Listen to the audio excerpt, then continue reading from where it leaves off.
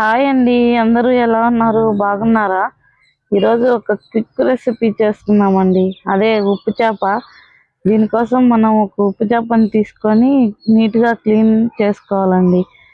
తర్వాత కొద్దిసేపు నీళ్ళల్లో నానబెట్టిన తర్వాత మళ్ళీ ఒకసారి క్లీన్ చేసుకొని బాండీలో ఆయిల్ హీట్ అయ్యాక వేసుకోవాలి.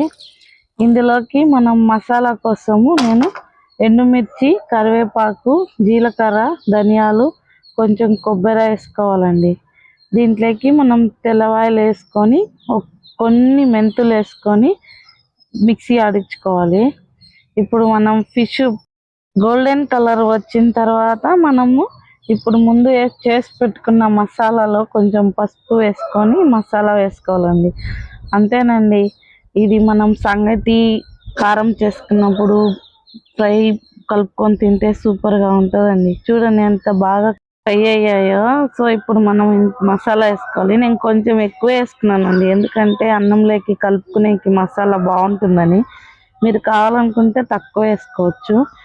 ఇప్పుడు దీన్ని జస్ట్ సిమ్లో ఆఫ్ చేసుకున్న తర్వాత జస్ట్ కలుపుకోవాలండి. బాండీ హీట్ మీద అది మసాలా ఫ్రై అయిపోతుంది.